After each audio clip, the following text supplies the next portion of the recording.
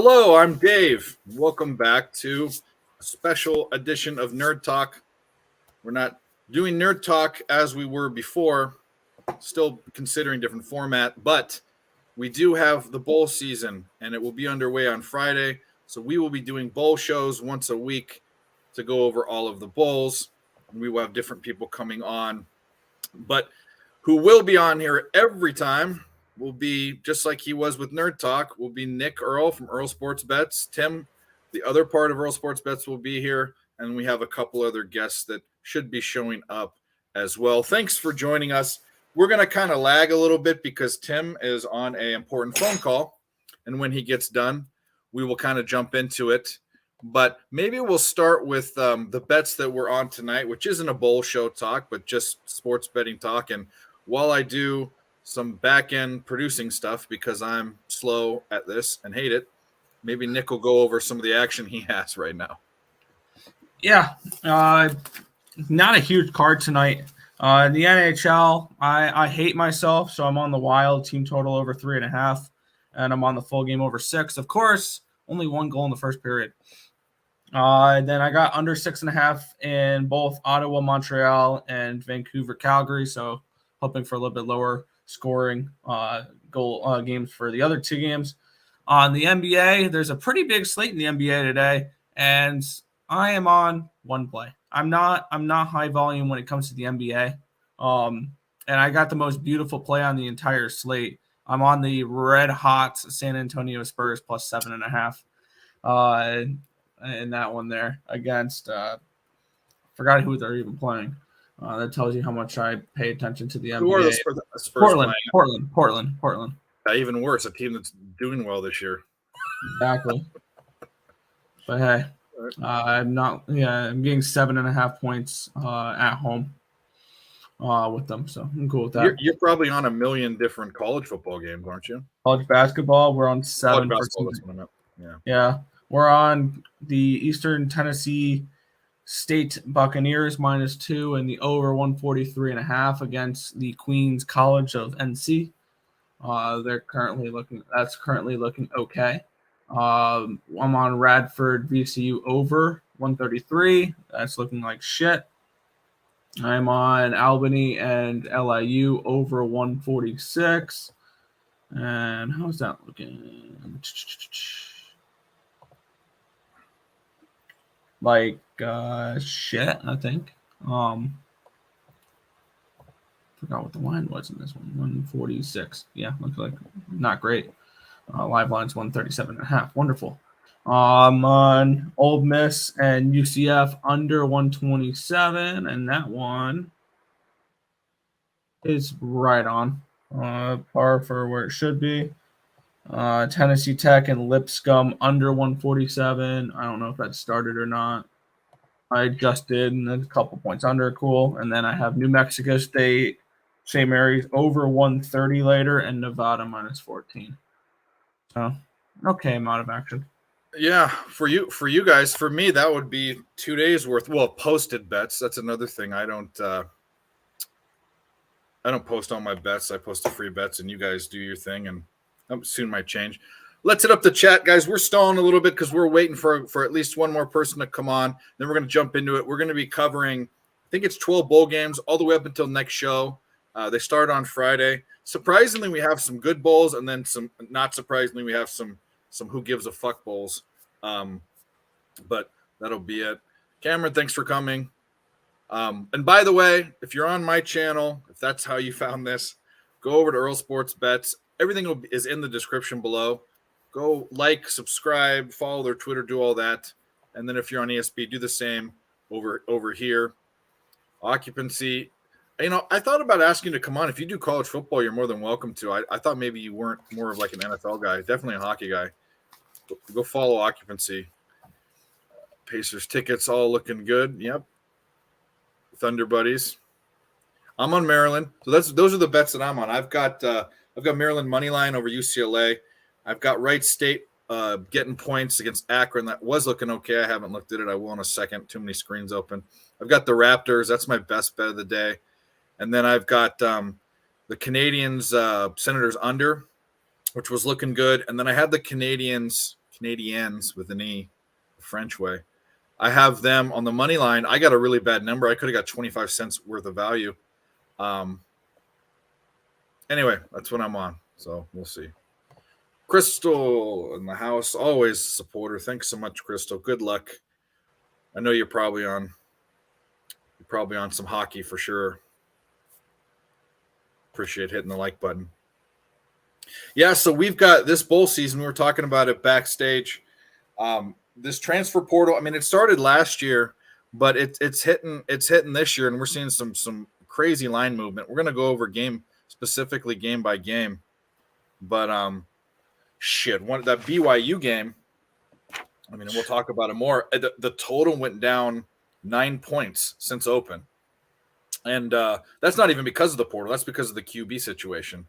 And then the line flipped right through 0. Now SMU are favorites, which that's always telling. When that happens, I throw the index out the window usually and say, if the books have enough balls to go right through 0, that's probably the play.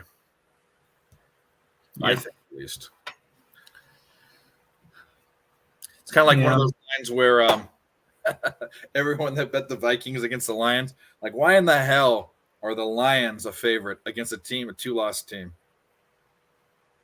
Because Vegas set up the trap and everybody fell into it.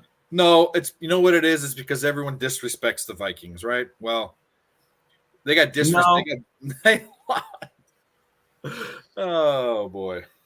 They're the only. I think they're the only winning, or I think the first. What was it? The first 10-win team in NFL history to have a negative point differential. Like whether it's like 10-2 or 10-3, and they have a negative point differential. Yeah, they're. I mean, they've got some good pieces. I bet them this week. I grabbed them -4 against the Colts this week, but yeah.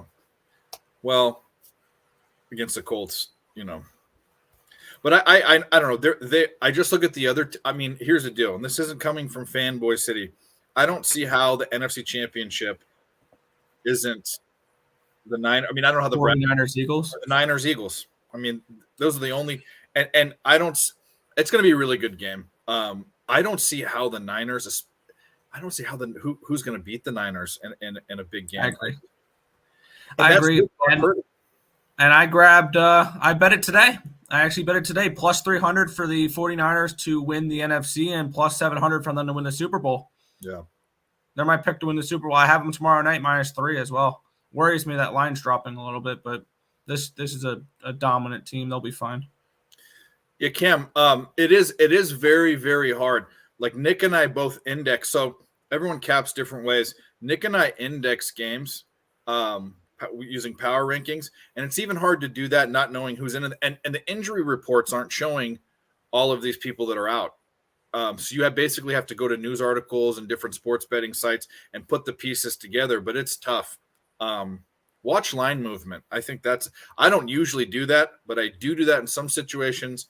NFL preseason, and then bowl games. It's important.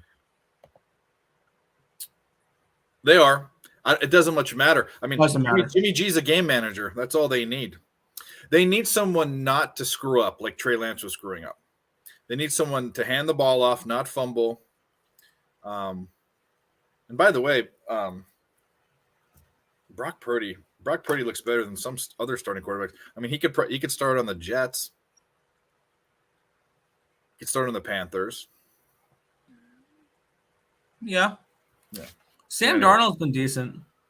He's okay. I had high hopes for him, being a USC guy too, but I had really high hopes for him, and it didn't quite pan out. But anyways, the thing is, though, the Panthers are still alive to make the playoffs. Are they? Yep. As stupid as that sounds, yep. Because they are only a game behind the 49ers, and if they are they're game behind the Buccaneers, sorry. And if they beat the Buccaneers in a couple weeks, they will have the tiebreaker. Yeah, I don't know, dude. I'm not saying they will. I'm just saying they have a possibility to. Yep, there's quite a bit going on in that game. We're going to talk about it. Coaching's flip-flopping all over the place. Malik Cunningham's out. Yeah, that Fenway Bowl is gonna be fun to break down. I have a side I'm looking towards with the Fenway Me Bowl. too. I really want to jump. I really want to wait till Tim comes, but I don't want to. Leave everyone hanging. So maybe we'll jump into the first one because I know that you have some. I like the first game here, and I'm going to be making my bowl game bets during this stream. So it's really just talking it out and betting them. Because I have a couple leans from the early bowl games. I haven't really capped anything past the Fenway Bowl though, other than the LA Bowl, because I had to do that for picks and parlays today. But I have a couple games capped, but I wanted to use this time to fully dive into these games. Yep. So let's just get on with the first one, and we'll double back if we need to. This is going to be fun because there's always new sponsors for these games. The Hometown Lenders Bahama Bowl. We've got Miami of Ohio and UAB. Both went 6-6. Both squeaked into bowls. And right now it's got UAB as a 10.5-point favorite, and the total is at 44.5. Both of these teams' main offenses is running the ball. Only thing, UAB has one of the best. I think statistically he was the best running back in the country, Dwayne McBride. And so they're both running teams. There's no real big players out. I couldn't see anyone that went to the transfer portal or anyone who's hurt. The thing is that UAB, they did beat they beat up on a bunch of teams by a lot of points, but it was all at home. They didn't cover any big spreads when they were away. And one time they were I have to look up their schedule, but they lost outright as a 10-point favorite on the road. So this is at a neutral site. In fact, it couldn't get Rice. Yes, that was Rice. Yeah. It was versus Rice, and it couldn't get more neutral than this. It's in a fucking different country. It's in Nassau, Bahamas, New Providence, Bahamas. So I capped this at 8 points, and this is where the index does matter with teams that don't have it. That there aren't a lot of switching of players and quarterbacks and the transfer portal. So at 10.5, actually you can get it at 11. I'm leaning very heavily Miami of Ohio with the points here, and who didn't have a horrible season. They ran into teams like Ohio, and they were never going to be that competitive in the MAC with a few better teams than they were, but they made it to a bowl. Good for them. In fact, I read that this is the first time they've been to bowl games back-to-back since 2004.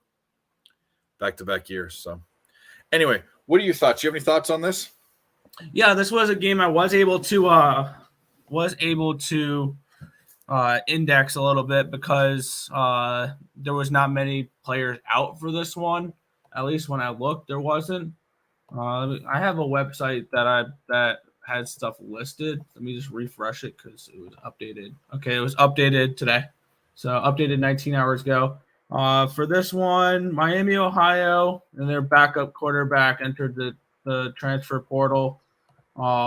And a starting offensive guard, Caleb Schaffer, also entered the portal for UAB. It has nothing. So, but I mean, that quarterback that entered the transfer portal. But he opted to return.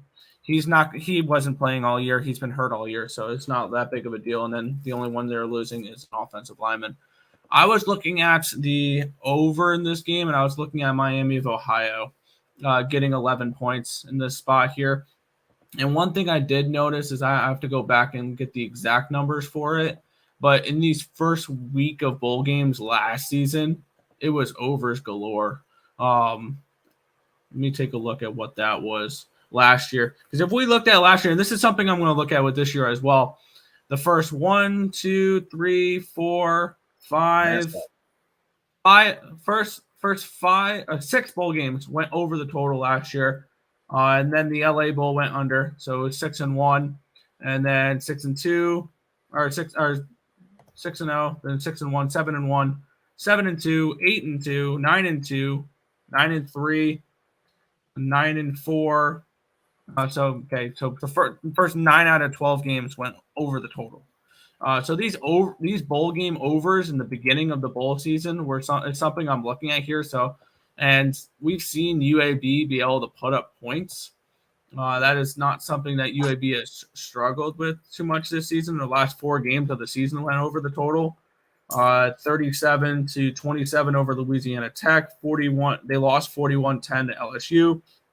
41-21 to North Texas. 44-38 against UTSA. So these teams, UAB has been playing a lot of overs as of late. Miami of Ohio, they were mostly an under team this year, and then 2 of the last 3 games they played went over the total against Ohio and against NIU.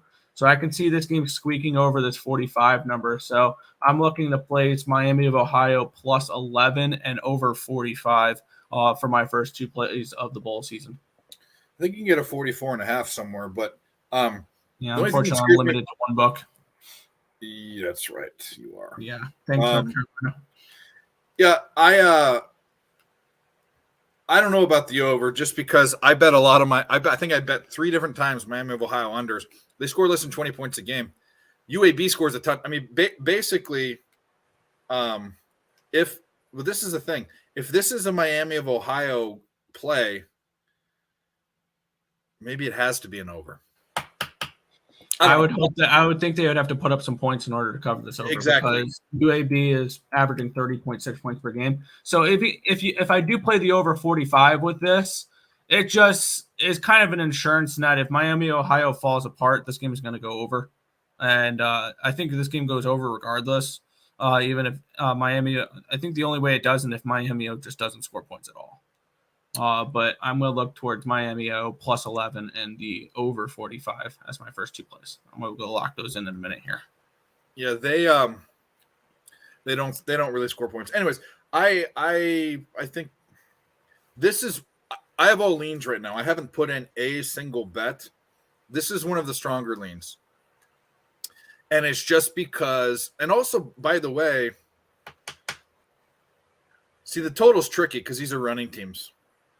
But then again, we've seen running teams like fucking Army and others just kind of blow up. Goddamn Army. That freaking game. Never in doubt, over 32.5. No. Let me tell you this. This is this thing. This is why Nerd and the Turd is screwed. Because that obviously there's no way. I mean, first of all, there's some never have happens in that game. The Army Navy game's never ever gone in overtime. Ever. Yep. It's the first overtime. And how do you and by the way, Army didn't score an offensive touchdown. That was a punt return. So the first and going into overtime, you're like, okay, both of these teams aren't going. One team's going to score a field goal, maybe the other one won't. One's will score a touchdown, maybe the other one will score a field goal. There's no way. The first play of the game, they touched him 1 time. He ran basically unimpeded in there, like it was fixed. I'm like, okay, well that's fine. Well, they're going to go down, and Navy's they're going to stop Navy. Navy threw in that game 3 times. The first fucking completion of the entire game was an overtime. And it was a touchdown. And this didn't happen in drives. This happened 1 play, score, 1 play, score. So all within a 99%. I wonder what the percentage was of the underhitting. 90 something. Within 2 plays, it was dead. Yeah, it was dead. The over was dead. Yeah, and I was happy. I'm happy that people win money. I'm sad when I lose money, but Jesus Christ, how could you cap that? I mean, I was mad because I also was leaning Army money line in that game, and I also during one of my free pick videos, I gave something out and totally forgot to bet it. I said tease Army up to 8.5 and tease the total down to 26.5. Which would have hit, but it is. Yeah. Anyway, well, we're about to move on to our next game. Yeah, I'm betting that now. Miami, Ohio plus 11 and over 45. I have both those bet. Yeah, I have this as a 2-star. It will move to a 3-star, which means I'm betting it. I'm pretty sure. Which one, Miami or Miami? No, I'm not going to bet total. I actually lean under. But then, and thinking that Miami will be in it, there's 2 ways you can look at it. One is that Now, Miami has to score points to cover this, so maybe the over is the play. I just don't feel confident in it. But Jesus, they didn't score that much. They did the last 2 games, you're right, but they were an under city before. All right. Next game, we are going to the Duluth Trading Cure Bowl. Isn't that an underwear company? It's a clothing company. Yeah, it's the one with that fucking guy that looks like me running around in boxers with his shirt off and stuff. But they get a bowl game. They get a bowl game. Well, fucking Jimmy Kimmel. These sponsors are crazy. Some of them aren't even things.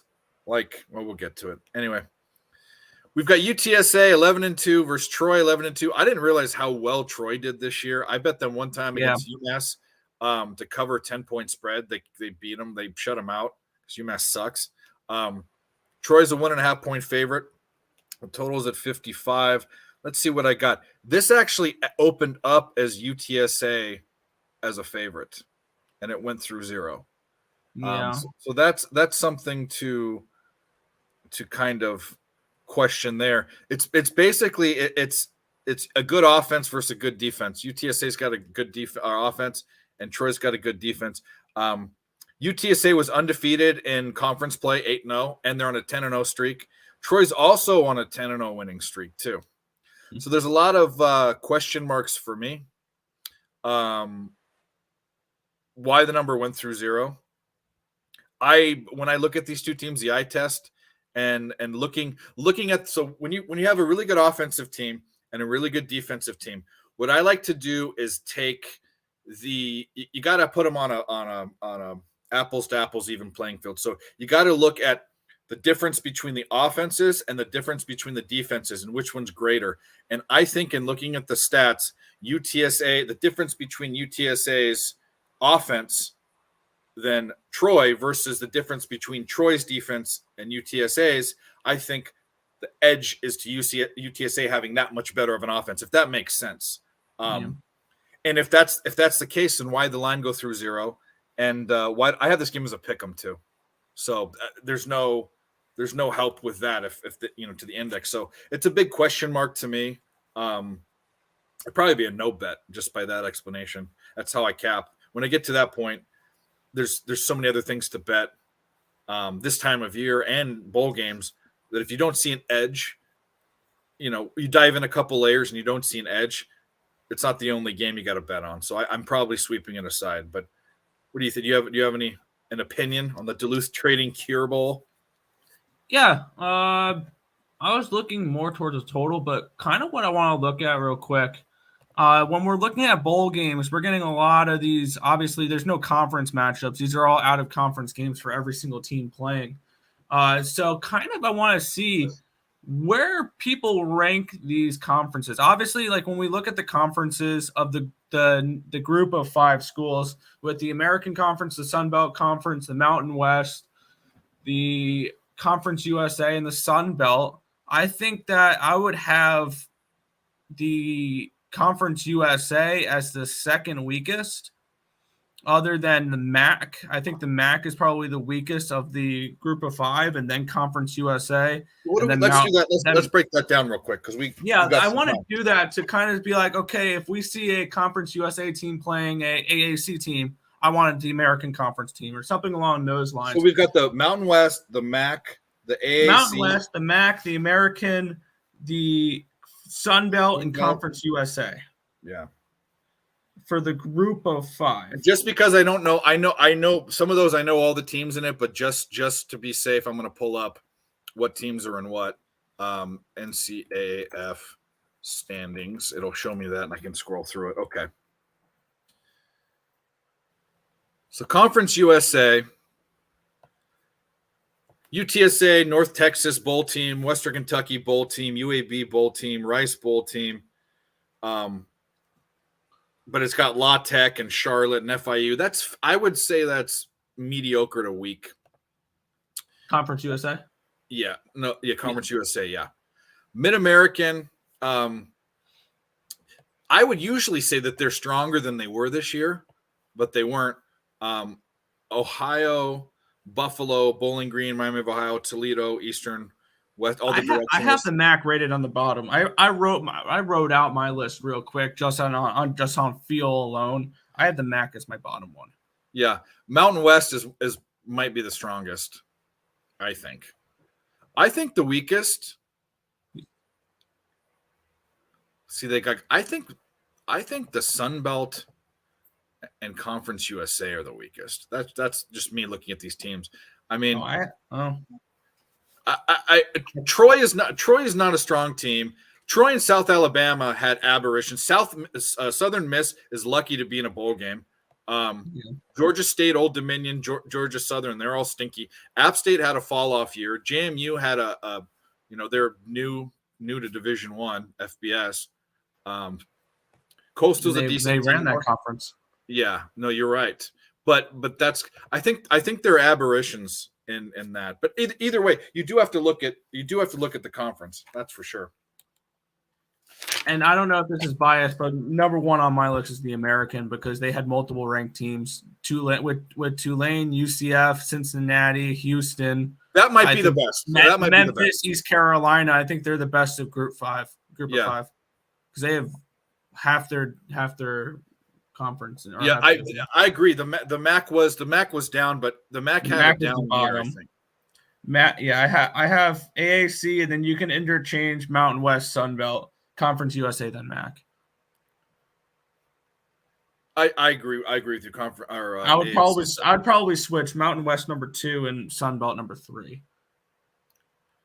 Okay, well, in that case, we'll bring on another nerd.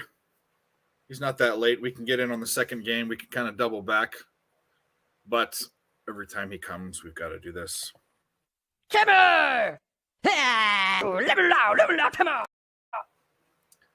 Timmy Earl, what's up? Did you get fired? No.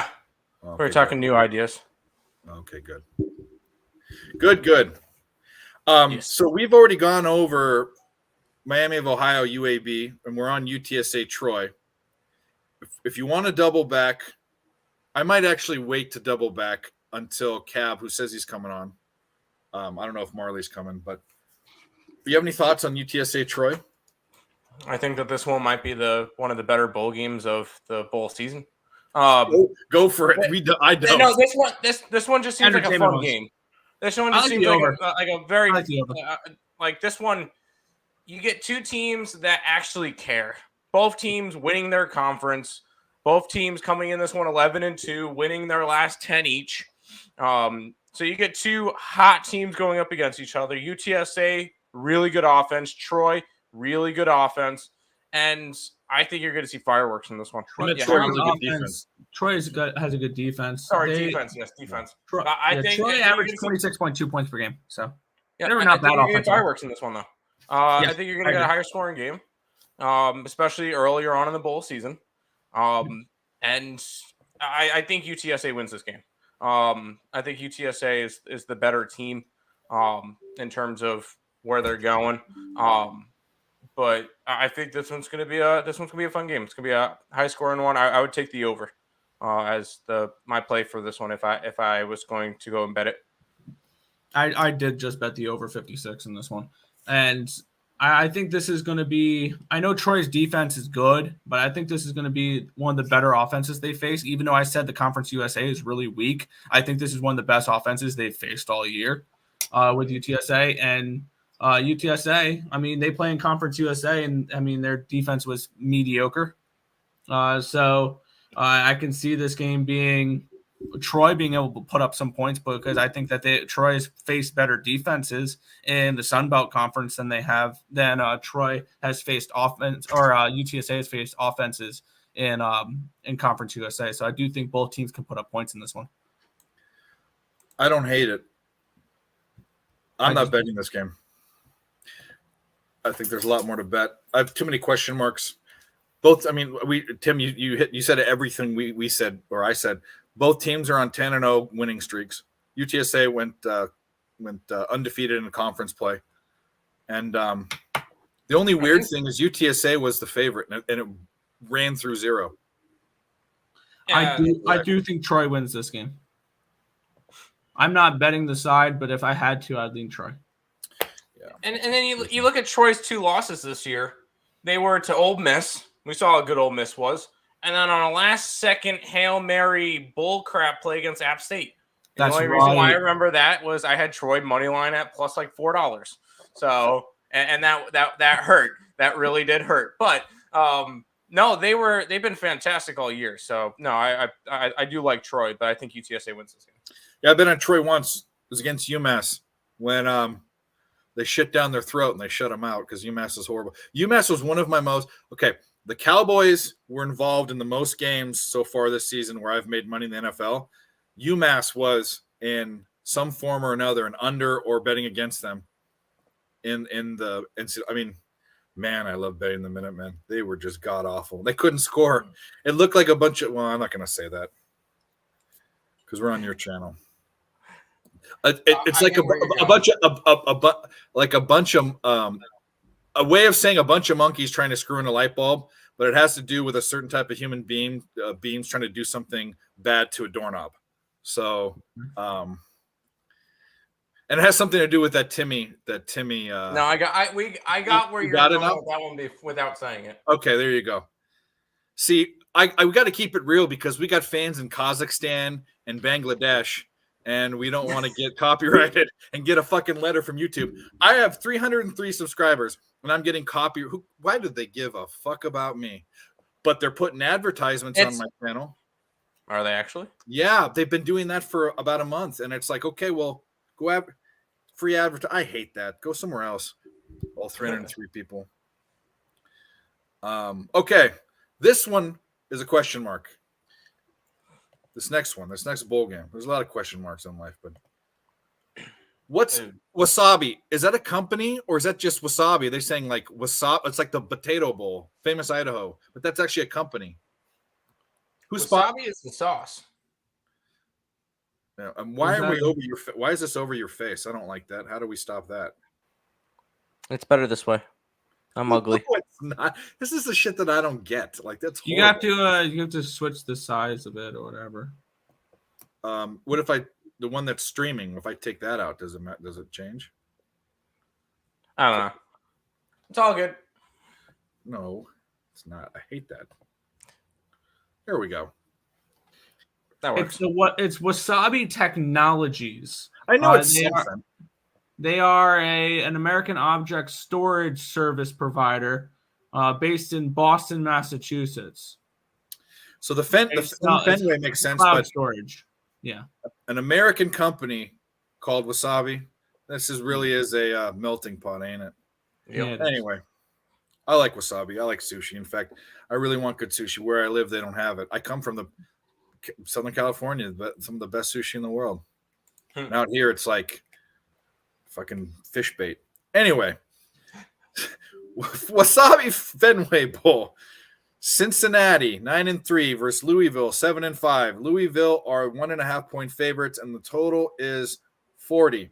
There's a lot going on in this game. There's a lot to talk about in this game because it's like a swingers club of coaches. Yeah, I got all the information here to look at. The one website that I was reading off from last game. Head coach Luke Fickell is left for Wisconsin. Yep.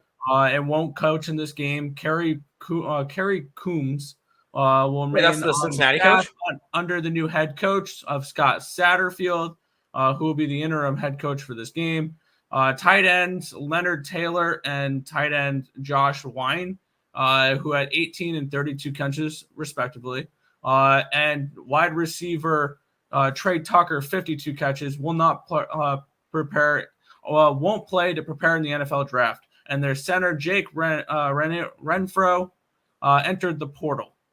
On the other side, the Cardinals, they lost Scott Satterfield and a couple assistant head coaches to Cincinnati. Deion Branch will work with the team as their interim head coach.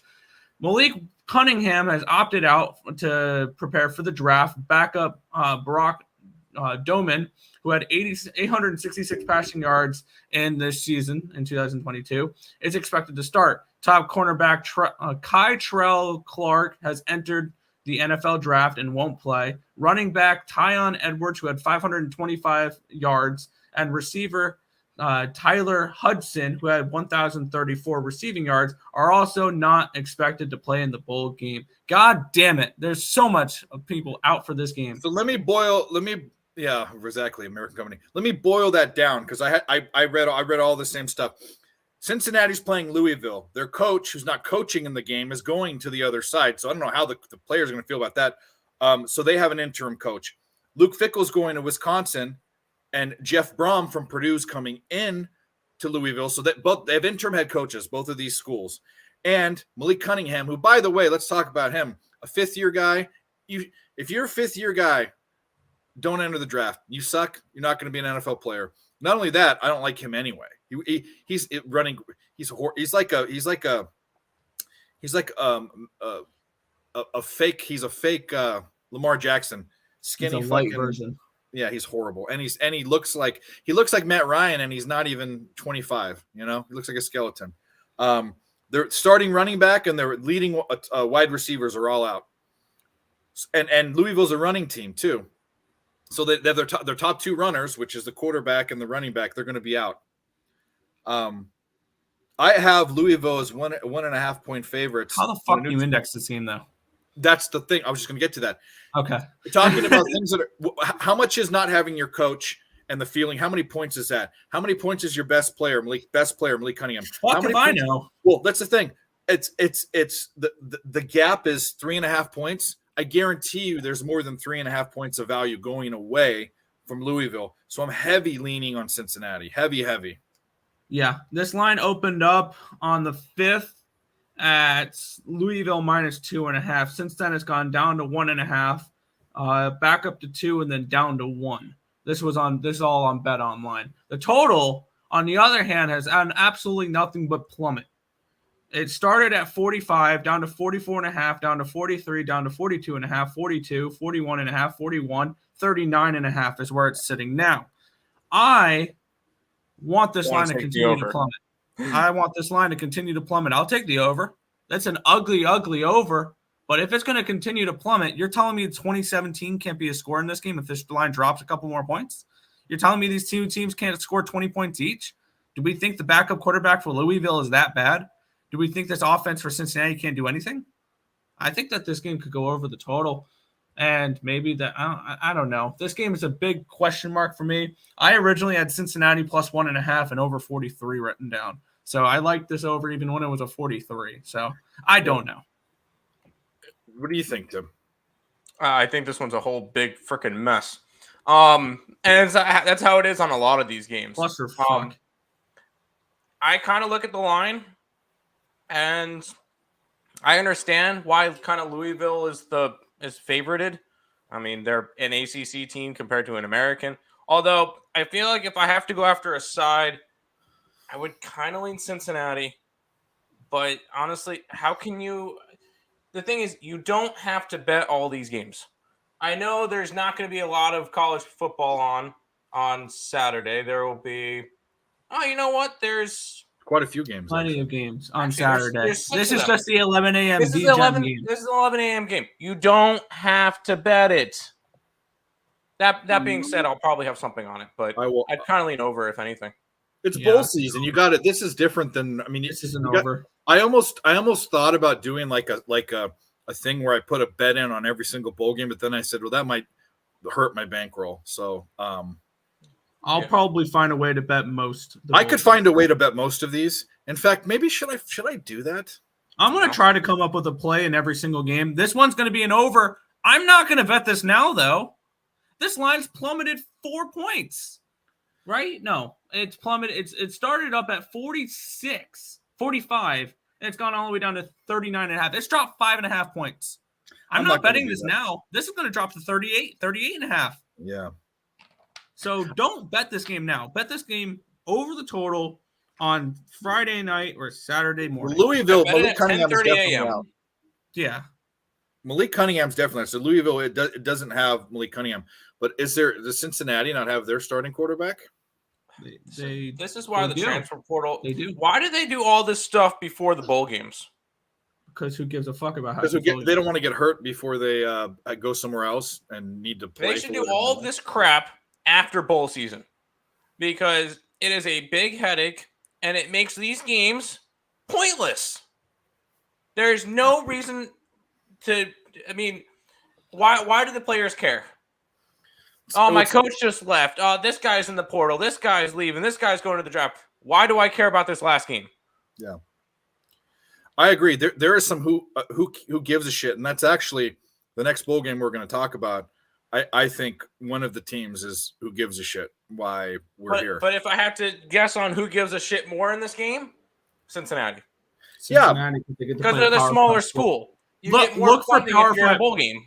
Look for Group of 5 schools versus Power 5 schools, especially if the Power 5 schools don't care. Correct. Yeah. Speaking about Power 5 schools that don't care. Yeah, that's next game. If it's what I think it is. Well, yeah, it is by that description. Yes, there you go. SRS Distribution Bowl, whatever the fuck that is. Florida 6-6, who have to think they had a really disappointing year, having a really good quarterback and having a coach who I thought would have probably was the second. I like Napier. He's the second best coaching change besides Lincoln Riley against Oregon State, who I thought would be. I didn't think they'd be this good, but I knew they'd be on the up and up. 9-3. Look at this year. This was a good. They played USC hard. They won 9 games. I like Oregon State. They're 10-point favorites in this game. Total's 53. Let me see what I wrote down here. It opened at -5. Yeah. And the big reason why is Anthony Richardson's going into the draft. Yeah. So here's the full breakdown on who is and who is not playing. Yeah. By the way, the site I'm looking at is called athlonsports.com. I just Googled. It's a good site. I just Googled bowl game, whatever. I forgot what I Googled, but it says Anthony Richardson opted out to prepare for the NFL draft. Jack Miller III will make his first career start under center for the Gators. Tim, if you want to look something up for me, can you look up Jack Miller? What type of star recruit was he? Was he a top recruit or was he? You said Jack Miller? Jack Miller III for Florida. I want to see if he's like a 4 or 5 star recruit, or if he's like a decent recruit and it's not that far of a downgrade. I'll be interested in Florida. They will also be without first team All SEC offensive lineman Osiris Torrance, who is going to the NFL draft, and linebacker Ventrell 4-star. 4-star recruit. 4-star. Okay, I don't mind that. Red shirt. They'll also be without linebacker Ventrell Miller, defensive lineman Gervon Dexter declared for the NFL draft, but it plans to play in this game. And receiver Justin Shorter declared for the draft and has opted out. So they're without a top receiver. They are without a top linebacker. They're without a top offensive lineman. They have a redshirt freshman starting at quarterback. And on the other side for Oregon State, running back Damian Martinez, who had 970 rushing yards this year, was injured in the season finale against Oregon, but is expected to play. Cornerback Ray-John Wright won't play due to an injury. He had a thumb surgery. So Oregon State seems pretty healthy. Doesn't look like they have many opt-outs, which is why this line's moved towards the -10. And I'm hearing that the Florida quarterback was the 3rd string. That's what the comment said. Yeah, let's see where this line's gone. Because this line opened up a while ago. This line opened up at -5 for Oregon State. Yeah, went down to -4 for about 13 minutes, and then went up to 4.5, up to 5, 6.5, 7, 8.5, down to 8, back up to 8.5, 9, 9.5, 10, 10.5, 10, and we're seeing 10s across the board. Now it's settled at 10. The total started at 56, went down to 54.5, down to 53, up to 53.5, down to 52.5, 52, 51.5, 51. And then since it's gotten to 51, some buyback has brought it up from 51 to 52.5 to 53. So this line, a 3-point line movement towards the under and a 5-point line movement towards Oregon State in this game. I'm interested in Florida in this game getting all these points. And I get it. They're going to be missing a bunch of players. But what we saw was Oregon is a run-heavy team, which I can see this being a little bit of a slog type of game. This is probably not one I'm looking to bet an over with. And I think the under correlates well with Florida. So I think Florida plus 10 is an interesting look in this game. I don't think they win this game outright, but against a run-heavy team like Oregon State, I can see this being a little bit of a closer game than people think. I have an under in this too. So they do. Florida does have most of its O-line and both of its running backs. Yeah. And we all know that Oregon State has an elite defensive backfield. They have a good defensive front, but it's more geared towards the pass. I agree. I mean, problem is Oregon State is kind of some games they've kept it real close, and other games they've actually opened up and scored a lot of points. But they are a run first team. Florida will be a run first team with a third string quarterback. I'm on the under for sure. This is one of my 2-star, soon to be 3-star plays. 3 stars means I'm betting it. 2 stars means I'm really interested. So I like the under. Tim, you're up. I feel like this is and I know you don't like. I feel like this is a teaser game because I want to tease Oregon State down to like 3 or so, and then tease it up to 60 and go under. If you guys think this is gonna be a slower game, that's great. I'll take the under with it. I just want a cheaper way to bet Oregon State because I feel like this is a team. You look at what they've done the past couple of years. They were good, but not great. And this is probably one of their best seasons in a while. Hitting 10 wins in college football, that's an accomplishment. And you better believe that they're going to go out there and they're going to try to get to that spot. Florida doesn't give a shit. Yeah. Why does Florida give a shit? They don't. They have all these people going. I'm pretty sure Oregon State has a couple too, but this is a game I want Oregon State like on a teaser, and I'll take the under with it, or Oregon State teasered with like Miami of Ohio or something like that. But that's how I would want to get involved with Oregon State in this one. But I want some way or shape or form to have them because I know that they'll go out and try their best to win this game. I can't say the same for Florida. So and he said this is why you got to throw your indexes out. I have correct 2.5 point favorites Oregon State. I lean. When I think about it, if you force me to bet aside, I might lay the points. If Florida's playing a third string quarterback, and all they're going to do is run the ball. Granted, they do have. I mean, when you look at, they still have athletes. It's still the SEC. They're still. Correct. Yeah. Their recruiting is definitely better than Oregon State's, probably by a lot. Mm-hmm. But man, where are the points going to come from? Exactly. I don't know. That's why I like the under. I'm not going to go too much into it, but Cameron agrees. I don't hate your under. You know, I don't mind the under there. I'm going to look a little bit more into that. I think it's has it gone down or come up? Both these teams have trended towards the over this year, but 7-5, so not anything crazy. Yeah, Florida's defense gives up 28.8. It's gone down. It opened at 56. That's what I thought. And that I mean, and it probably moved just because of Richardson. Yeah, I think definitely they're going to have more of a conservative play call. So yeah, I'm starting to lean more towards this under rather than what do you call it? And you know, if you were going to take a teaser, that's not horrible. What happens if Florida scores like 10 points or Perfect. less? Perfect. Oh no, you're right. You're right because you're teasing. Yeah, because you're getting better money for Oregon State. Correct. Better line. Yeah. Mm-hmm. See, that shows you how much I know. I teasers and pleasers and squeezers. That's not me. I would have preferred a teaser in this game if it was an 8.5. We should have done something. We should have got Lenny to do some sort of goofy ass round robin or some in every single game or every single day of bowl season. He does some of his sucker bets. We might make him a rich man, or he might lose a lot of money. But we need to start. Hey, Kirk. Is St. Mary's playing in a bowl game? No. I don't think so. Read the description. Basketball. I'm just kidding. What? I don't know. I don't have a play in this game. Oh, they play tonight. I don't either. No.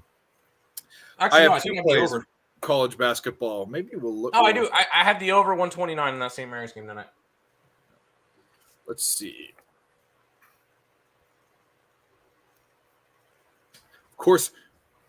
Of course, Wright State fell apart. They were covering fine, so I lost that bet. That's horrible.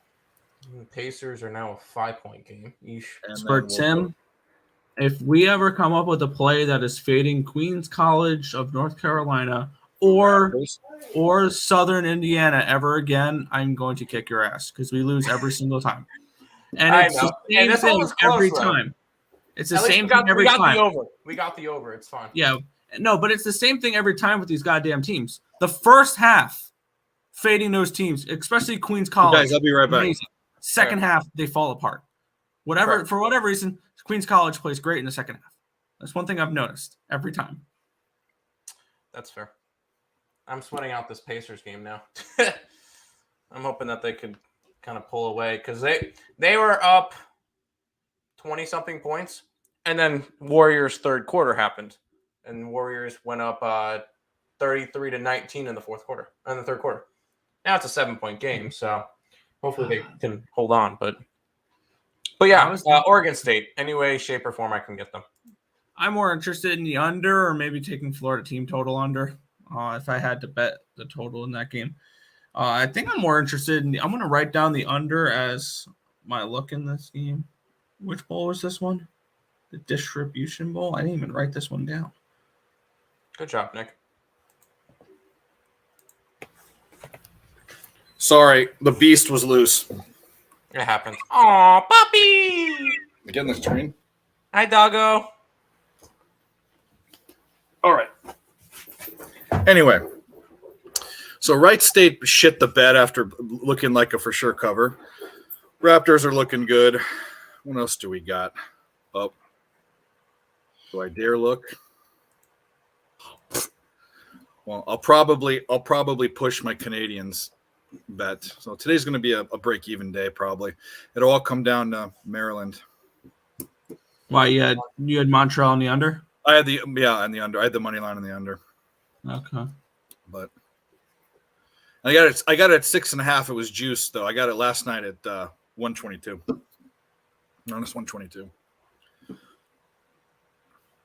Wait, Canadians. Wait, you got Canadians at minus 122? No, I got the Canadians at plus 160 something, and I got 6.5 last night at minus 122. It moved to 6.5 other places this morning. I bet 6.5 late at minus 114. I bet that after the show today. Yeah. All right. So we will move on. Stop your crime. Yeah, I'm gonna write down that Florida OSU under. Moving on. Remember this? Can't do this anymore. You're perfect in it. The good old days. Oh, yes. All right. The next one, the Jimmy Kimmel LA Bowl. I think that's kind of neat. Yeah, I wonder why. Yeah, well, I mean, it's kind of neat because it's I don't know. You don't like Jimmy Kimmel, but Washington State 7-5, Fresno State 9-4. The line for I spent minus 3.5. The team that's minus 3.5 is Fresno State. Yeah. I think this is going to be the most entertaining bowl game of the group that we're talking about. Two teams that definitely do care. I mean, Fresno State coming off a Mountain West Conference championship victory. I had the other side. Boise State looked awful. And, they've got Jay Kaner. He's a dude. High-powered offense. And then you got Washington State. They kept it close with USC. They played teams real hard this year. They've got to run in, their offense can be pretty explosive at times. Although a lot of their games were unders. I think that has to do with maybe them being too high. But anyway, they've got Cam Ward. So you've got two good quarterbacks. You've got two good offenses. Teams that I think will care about being there. Teams that play hard. Fresno State always plays everyone hard. I really like they're like the Steelers or the Ravens. I think we can – I like the over. Washington State's 9-3 to the under, but like I said, I think that has to do with them being perceived as like a run and shoot team. Yeah. And then Fresno State is 6-7 to the under, but they had super high totals. Like that USC game was 71. So I think in this game, in a premier spot in LA, in a dope ass place to play in SoFi Stadium, I think these teams are going to be motivated to score. I like the over in this game. Yeah, when we look at the totals here, Washington State was 3-9 to the under, but under against Arizona at 63, 59.5, 56, 51.5, 65. So they've had some high totals. Their games have totaled. The last game they played against Washington, that was an 84-point outburst. 51 total points with the Arizona with the Arizona game. 46 points with Arizona State, 66 points with Stanford, 38 with Utah, 34 with Oregon State, 44 with USC. So not actually, they are a little bit of a lower scoring team, but overall their offense is okay, 27.8 points per game. Defense, they give up 22.4. And going up against Fresno State, they did finish the season with 2 unders. But that's because their defense shut down Boise State and Wyoming. So 2 not great offenses. They're averaging 30.7 points per game, Fresno State. And let's take a look at the missing players. I think this is what brought me to the over. I gave out the over today. Defensive coordinator Brian Ward departed to take the same position at Arizona State. Head coach will be making the defensive calls. They're also down a few contributors, receivers, Donovan Ollie and DeZong Stribling. And then linebackers, Travion Brown and Francisco Magia entered the portal. Linebacker, Dayon Henley, who was a first-team All-Pac-12 player, and receiver Renald Bell, who had 27 catches, won't play in this game. Offensive coordinator, the offensive coordinator left to take a job at North Texas. They don't know who's going to be calling the plays, actually, which is kind of interesting there for Washington State. Fresno State, they're only missing Cale Sanders, who entered the portal. I think the over is a decent look in this one here. And I'm kind of interested in the Bulldogs in this spot with all the big question marks and all the players, everybody leaving from Washington State. And this is kind of maybe like a little brother, big brother type of thing. Mountain West and Pac-12. I know those are like when you look at it, kind of like when an American Conference team plays an ACC team, something along those lines, where you're in that similar region and you want to play up against the bigger boys of your teams that may have overlooked you. I don't know. I don't live in the North, by the way.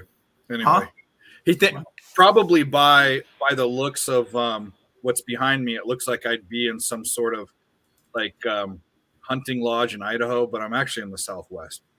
Anyway, sorry to interrupt. Thought that was funny. Good. Yeah, but I'm kind of looking towards Fresno State with the amount of players that are going to be missing on the Washington State side, and I like the over in this game. I think Fresno State's able to put up some points in this game.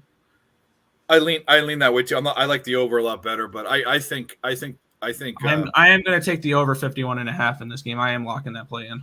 This could be like this could be like 42-24 or something like that. 38-24. That would do too, wouldn't it? Yeah. Anyway, Timmy, what do you like? I like Wazoo. I've liked them all year though. I've been backing them. You're getting a little bit of plus points. You know that these two teams are going to come out because they're not the big schools that had disappointing years. Wazoo's probably happy to be at a bowl game, and Fresno State, they won their conference, right? The Fresno State beat Boise State, and Boise State couldn't do shit. And I had a 3-unit bet on Boise State. Yeah, we had Boise State too. Yeah, Fresno State won their championship. I kind of like Wazoo to keep it close. Normal night in the NBA. Draymond Green ejected. Anyways, whoops. No, but I kind of like Wazoo in this. And they play good teams hard. I mean, look at they almost beat USC, or it was one of the tougher games that USC played. Yeah, no, Wazoo played that one tough, and they covered. So, no, I would lean Wazoo, keep it hard, play hard at SoFi, but I don't know if I'm necessarily going to get to this one. Yeah, Are you worried with Wazoo with all the players they're going to be missing? Yeah, that's kind of one of the reasons why I'm not going to be on the game. That's kind of one of the reasons I really like Fresno State in this game, even though you're laying 4 points. Yeah, the one big thing with me is why did and now we know all the players are out. The line flipped from Fresno State plus 2.5 to minus 3.5. So if at this point I couldn't back Fresno State because it's already moved 6 points. See, I think for bowl games, I'm gonna treat this similar to preseason football games, and that is, I'm okay with betting a line that's worse than it was at opening because it tells me who's playing. Fair. And that's very important in my aspect, and that's why I was pretty successful in the NFL preseason, is if a line flipped from -2 to +2, I took the -2, or I took the team that opened as a dog and goes to a favorite. Like, that's kind of where I'm looking at here. I think Fresno State runs away at this game. They could. What did Fresno State do on the ground? We can look that up right now. Because we're also going to see on the ground, about 125.7 rushing yards a game, which was 98th in the league in college football. Well, it says 94th. Anyway, that's below average. Yes. So there were 132, I think, Division I teams. Something like that. Yeah. Anyway. Yep. But they got to do to quarterback. That's for sure. Yep. All right. So we're kind of a mixed bag on that game. Correct. Mixed bag. Let's go. Nothing wrong with the mixed bag. No, of course not. Next game is the Lending Tree Bowl in Mobile, Alabama. How did Rice at 5-7 get into a bowl game? There were extra spots available, I believe. There wasn't enough teams that were bowl eligible, and they got in because of academics. What? That sounds like some woke bullshit. All right, I'm taking Southern Miss in a blowout. Yeah. 5-7. Southern Miss 6-6. Southern Miss was bad this year. They shouldn't be in a bowl. Both teams suck. Yeah, -6.5. What do we got here? Last 3 games, Southern Miss lost.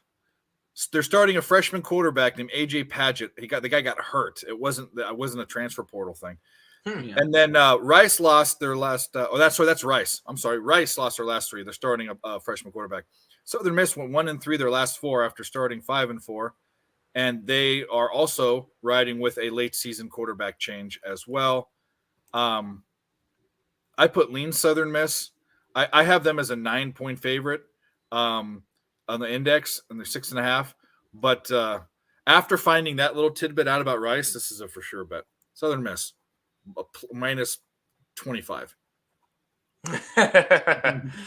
Yeah, academics, they were bad. Rice was bad. I only watched one game they played against USC, the opening game. Obviously, they lost, but Rice had the highest APR of any 5-win team in the nation, and they were eligible for a berth because of academics. I have an article on it right now.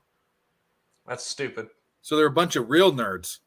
No, so here's the thing. I'm fully okay with that. Keep in mind, this is still college. These are colleges. These are still students as well. I'm totally fine with academics being a tiebreaker for, you're rewarding students for doing well. That's what for the team. I believe this is team academics, not school academics. I believe this is team academics. But looking at the players that are going to be missing, it says nothing for Southern Miss. It doesn't look like any big things. Because they have a ton of great people that are going in the transfer portal. You know what I mean? Oh yeah, they're all transferring to Alabama, but that's beyond the point. Ole Miss. Rice is going to wide receiver Luke McCaffrey missed the last 2 games of the regular season. His status is uncertain. Quarterbacks Wiley Green and TJ McMahon missed times of the year with injuries. Their statuses are uncertain. True freshman AJ Padgett is most likely the starter for Rice against Southern Miss. Yep. Let's take a look here. Both these teams trended towards the over during the year. Rice was 8-4. Southern Miss was 7-5. Rice finished the year with 3 straight unders. Those totals being 61, 56.5, and 57, all double-digit higher than the total that they're playing with today. In those games, though, tallied 38, 48, and 55 points. So 2 of the 3 would have gone over that number. So this is a heavy over team. They average 25.3 points per game. They give up 33.8 points per game. Southern Miss should be able to score points in this game. Southern Miss only averages 24.2 points per game, but they give up 23.5. They finished with 4 out of the last 5 games going over the total. And at 45.5, I think the over is the look in this game. But they're both riding with not starting quarterbacks. I don't know. I'd have to look at. I didn't look at that. These defenses are bad. Rice's defense is bad. Here's the question: why isn't Rice in the Wasabi Bowl? Because I know, joke, but actually, logistically speaking, it's an American Conference team versus an ACC team. Yeah, Southern teams. Yeah, and in Boston, Texas, right? That makes sense. Yeah. Whatever. Tim, what do you think about this shit show? Southern Miss in a blowout. I don't think that I don't think Rice is all that good. I think we all kind of agree on that one. I think that this is a blowout win. I know that these two teams are excited to be there. So especially Rice, you know that they're going to be happy to be in a bowl game that they're 5-7 and didn't think they were going to get in one. But I'm not interested in going and backing them. So I don't want any more. If the Habs aren't going to win, I don't want any more goals. They're not going to win. I don't want it. Unless I don't want them in general. Unless they, I want Nick to win too. So no, I can see cheer for the right side. Cheer for sides that we're on. Yeah. You don't have to. I don't care. You do whatever you want. You do whatever you want. Yeah, this is, you know what? I'm liking this one too. See, I knew I'd come on the show and find way too many things to bet. Yeah, I like the over. That's where I end up betting. The over? You don't like Southern Miss? 45.5. I mean, oh yeah, we're all. I could see Southern Miss putting up points. I think I would rather back Southern Miss team total over than laying 6.5 points with them. Yeah. Because this game could be 27-24. I might bet their team total too over. I might do it all. I might do a trifecta. I like this game a lot, actually. I like this over a lot. And you can get Southern Miss team total at Pinnacle at 27.5 plus 120 to the over. Southern I don't Miss hate that. Tulane. Yeah, well, blind squirrel finds a nut sometimes. Yeah. When did they beat Southern Miss beat Tulane? I didn't know that either. After Tulane beat somebody. After Tulane beat like Mizzou or something like that. What was it? After they beat KSU. Yeah, KSU. There it is. It was sandwiched in between Kansas State and Houston. Yeah. A letdown. Yeah, give me the over. Yeah, I'll take the over. All right. That was easy. Where's one of those buttons? Was it Staples or Office Depot that had those? Staples. Next game, the New Mexico Bowl. SMU 7-5, BYU 7-5. SMU is the favorite. The line zipped right through zero. So this is a lot to talk about in this game too. Yes. So the total opened at BYU minus 1.5. Now it's and moved four points to SMU minus 3.5. The total opened at 73. It dropped down, and I want Nick to find out some stuff on this. But Jaron Hall. He's not worth that much, but he's their dude, right? Okay, and he's not listed as out. He's listed as questionable, which means he probably won't play or be playing hurt. BYU is here's the big stat with this. BYU is 1-5 when they allow 27 points or more. SMU has scored that many in all but 2 games. So we need to find out we need to find out injuries and transfer portal stuff for this game, because if there isn't anything big, there is some news for that. Okay, let's go. Let's do it. All right. For SMU, is the only thing it's saying here is standout receiver Rashid Rice, who had 96 catches, 1,355 yards, and 10 touchdowns this year, will not be playing due to a toe injury. That's the only thing on the SMU side that they've been saying. A toe injury? He hurt his pussy. Yeah. Yeah, you never know. But yeah, quarterback Jaron Hall he was banged up at the end of the regular season. His status is uncertain for this game. Hall's health is crucial, with backup Jacob Conover transferring to Arizona State. So not only could they potentially miss their top quarterback, they're missing their second quarterback as well because he's transferring. As of Monday night, the odds of Hall suiting up seem to be decreasing. Receiver Keanu Hills,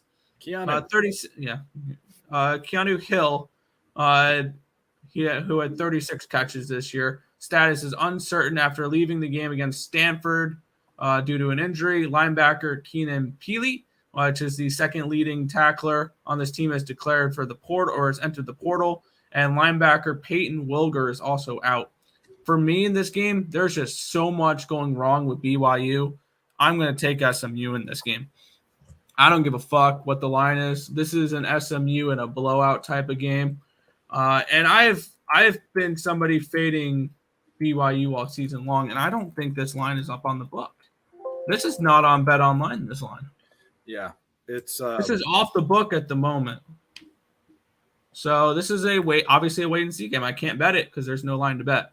But if it comes out and BYU is not going to be without their top two quarterbacks, and they're going to give me less than a touchdown with SMU, I'll take it. I'm thinking the same thing. I mean, granted, I index this as SMU with 2 points, but if SMU is out a wide receiver, and BYU, who already didn't have that great of a year and didn't look like a good BYU team, is down to their third string quarterback. I mean, and the stat, BYU is 1-5. What is this? Yeah, 1-5. What does it say? I guess that's okay. So they've let teams score 27 or more points 6 times. They lost 5 of them, and SMU scored 27 or more points in every game but 2. I mean, is it crazy to like the over? Seeing that it's dropped 8 points, maybe. I would look more towards SMU's team total over rather than a full game over, because I don't know if I can trust a third string quarterback for BYU to put up points in this game, even though SMU's defense is not great. This maybe one of those games where I think, who is it? It's Durrell for the NBA, where he has his I don't give a fucking shit what the spread is, I'm going to take that side type of game. I don't think I give a fucking shit what the spread is. I'm going to take the side of SMU. That's fair. That's just my thoughts on this game. I might look towards an over as well at 64. I don't know if I trust BYU's offense to put up many points, but I know SMU can put up points, and their defense is not the greatest either. We saw this SMU team put up how many points in their game against who was it? That game had 120 points. Houston, 77-63. Yeah. But we look at what SMU has scored this year in general. 27, 34, 19, 40, 27, 45, 77, 41, 24, 34. Yeah, they're going to put up points. They're going to put 38.4 points per game. They're going to score. They're gunslinging offense. Yeah. Well, this one's fucking this. I'm finding so many things to bet. I mean, I can't believe. Well, I guess I could believe it. I knew I would, but we'll see. We'll see. You know, in the we talk about fading the injury and all that stuff in professional sports. God, I think there's a bigger gap in college. Yeah, between, you know, I mean, you have guys on the team on a lot of teams that a lot of these teams reps. Yeah. Anyway. I don't know how you can trust that type of stuff. I don't know. 3-2 in the Canadiens game now. Oh, come on. Don't fucking do this. 6.5 left. Okay, well. If the Canadiens tie it up, it's over. Well, I want them to win then. It's the only way. I mean, not for you, but,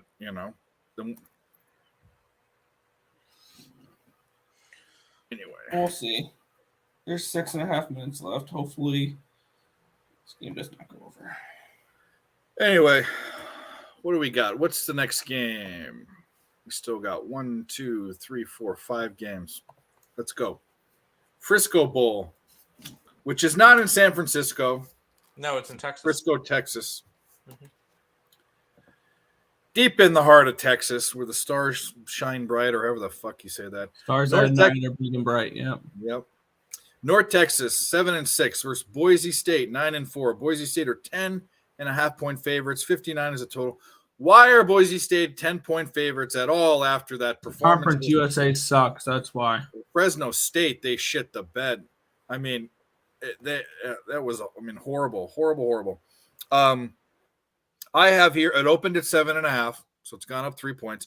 We'll probably get to the transfer portal and stuff and all, and the injuries and all that. But my notes are this: after last performance against Fresno State in the Mountain West Conference, Boise State shouldn't be a 10.5-point favorite versus anyone. So I'm leaning towards North Texas. It doesn't mean I'm going to bet it, but I'd like if we have any injury news, that would probably help me. For Boise State, they're going to be without Stefan Cobbs, which is a wide receiver. North Texas, the only news I have for them is head coach Seth Littrell was fired at the end of the regular season. Defensive coordinator Phil Bennett will work as the team's interim coach for the postseason. So they're going to be without their head coach that was fired at the end of the season. And who's that? North Texas? North Texas.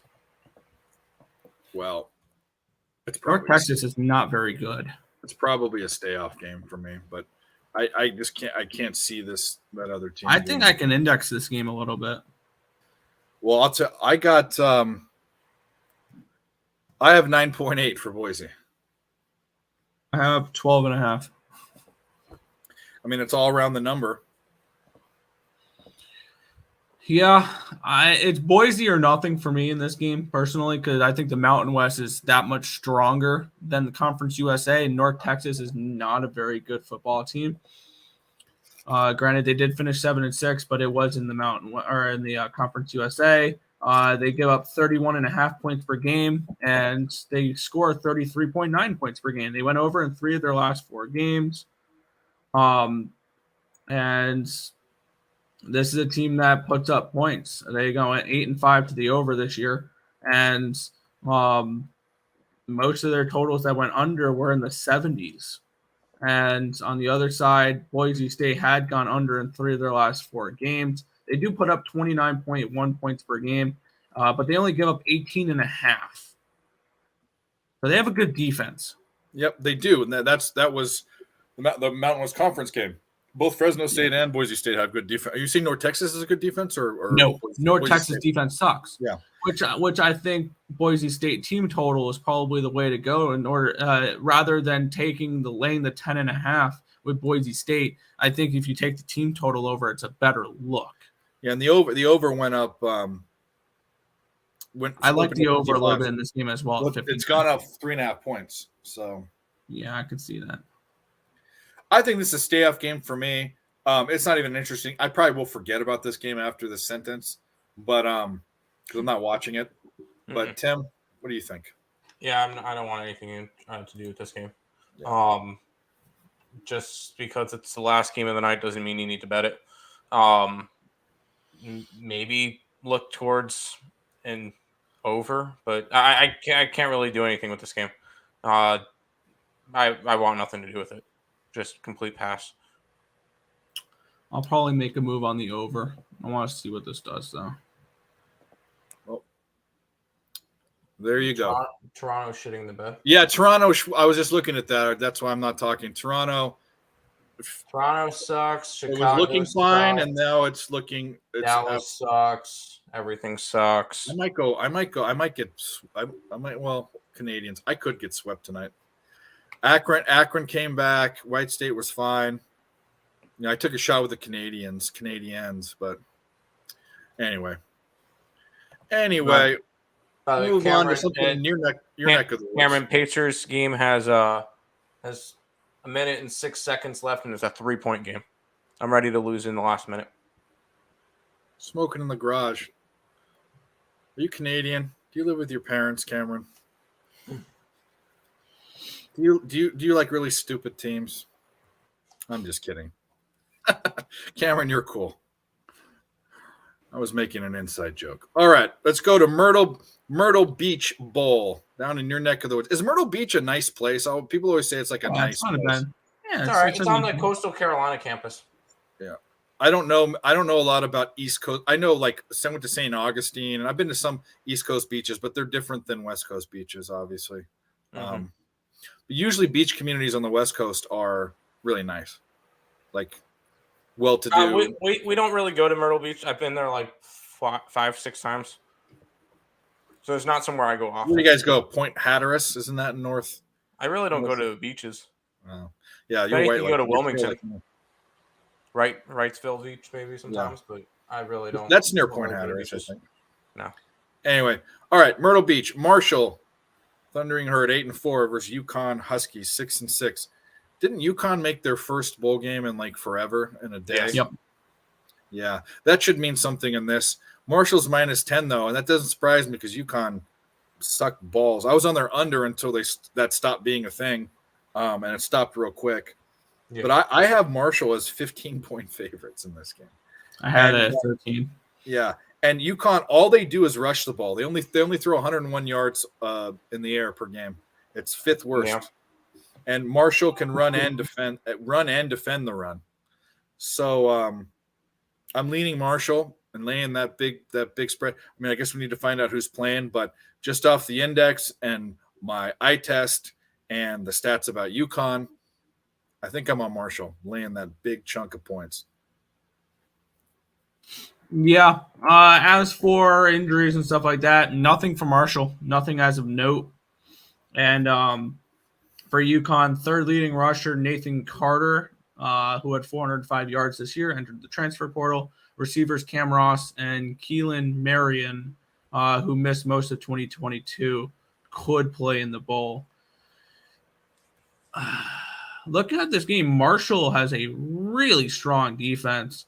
They are 7th in the nation, only gave up 16.2 points per game, 24.2 points they've scored per game.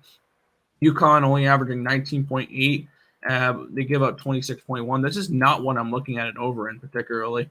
Yeah. Even out of 41, I would look towards Marshall in this game, and I would probably look towards a UConn team total under. And I know this is probably a feel-good story. UConn makes a bowl. Yeah, I don't care. I think that UConn gets routed in this game.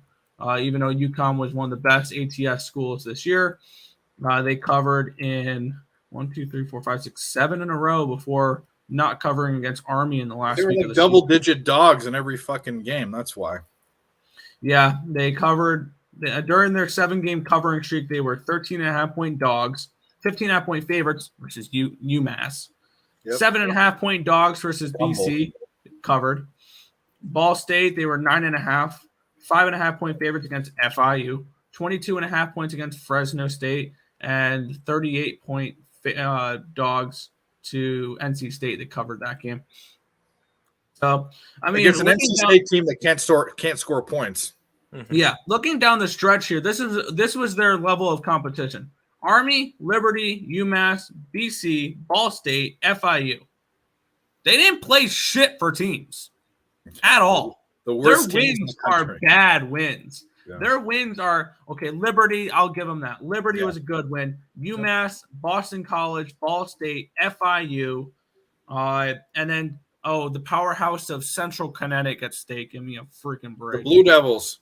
Yeah, no, I want nothing to do with UConn in this game. When we look at Marshall, they got wins versus Georgia State, better than any of the wins that UConn had. Georgia Southern, App State, Old Dominion, James Madison. They beat JMU. That was a nice win. and then like Gardner Webb. But they beat Notre Dame week 2. Remember that? Yep, I sure do. So as a 10-point favorite, I am interested in Marshall in this game. Yeah. I'm going to lay the 10 points with Marshall at minus 115. So I'm going to pull the trigger on it. You're going to do it? I'm going to 2. I bet it. I bet it. Marshall, I 1 started. I'm going to 2 star it. I probably will bet it. The mighty Central Thundering Herd minus 10. If UConn is Central UConn? UConn? Yeah. Nah, that's not good. I tried. Too much. You know what? You can strike out once in a while. My batting average is pretty good. Yeah, it's not bad. Tim, what do you like? Marshall or UConn? UConn cock. Under. UConn cock? Why? What the fuck's wrong with you? You think that after all these years, UConn's going to finally make their first bowl game and get blown to pieces? Yes. Fuck that. Outright winner, UConn. Let's get it. I'm kidding. Are you actually betting that? No, I might sprinkle it, but I there's certain teams I was looking to bet in bowl games, and it's the teams that are excited to be there. I don't know a more excited team than UConn. What's the money line? What's the money line for? It's a 10.5 point spread, so it's got to be what? $4 spread, and there is no money line on Bet Online. You can shop around. You can get anywhere from plus 300 to plus 350. Oh, there's some 275s on like Power Play. BetCris is at 290. Bovada 290. So they're 3 to 1, a little more than 3 to 1 dogs, right? I don't think it's outlandish for them to win this game. I think it is. I think they should. I like Marshall in a route. I bet Marshall minus 10. That's fair. I'm looking at UConn. Will I bet it? I have not a clue yet. But I feel like this is a game, and we can index all we want. At the end of the day, these are still human beings, and this is a program that has waited years for this game. Years. Got a bad stylistic matchup. I'm going to probably bet UConn team total under as well. They're not going to put up more than 10 points in this game. Okay. I like UConn. They only can run, and Marshall can defend the run. Okay. They're really good at it. In fact, let's pull up how good they're at it. Am I betting this? Probably not, but I would be looking at UConn. Yeah, UConn cock. They give up 18 points a game, Marshall. That's 9th in the country. They are. Some money has come in on UConn. That's opened up. They're 10th in the country against rushing yards per game. UConn is going to do nothing. UConn might get shut out. No. That would not surprise me. UConn has improved, and they should be proud. They should be proud that they made a bowl. UConn, an improvement for UConn is winning more than 2 games a year. UConn is historically one of the worst 10 teams in college football every year. Mm-hmm. So kudos to them. They made a fucking bowl game. But hats off to you guys for making a bowl game. You're going to get that's great. But the train stops here. It is a horror. You said it perfectly. Stylistically, this is about as worse as you can get. You're a run-only team, and you're up against one of the best run defenses in the country. Yeah. You beat Notre Dame, who's a running team. No, in Notre Dame. Wasn't it in Notre Dame? It's in Notre Dame. Mm-hmm. Yeah.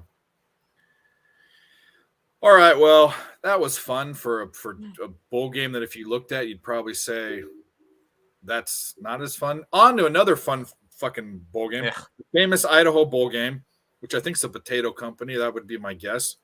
Because that's all Idaho is known for. But Idaho's a great place. Been there, love it. Been hunting there. That moose, remember that moose that I had in the show that that was for the moose? I got that in Idaho. Nice. Yeah. Idaho's a very, very nice place. Eastern Michigan, 8-4 versus San Jose State, 7-4. Line is minus 3.5, which I probably should have put what team it is, and that team would be San Jose State. And the total is 5. Under holds on in Ottawa. Sorry. Good. I win one bet today. God damn it. I mean, there's Kingston. I'm going to mark Toronto a loser. They're up by 4 points. Yeah, it's got to be a loss. I got to cover by 4.5. I got -5. So UCLA will I'll either lose over 3 units or 1 unit. Well, 1.5 units, depending upon if Maryland's playing. I think they're losing. Oh, they're getting smashed. Absolutely smashed. Absolutely smashed.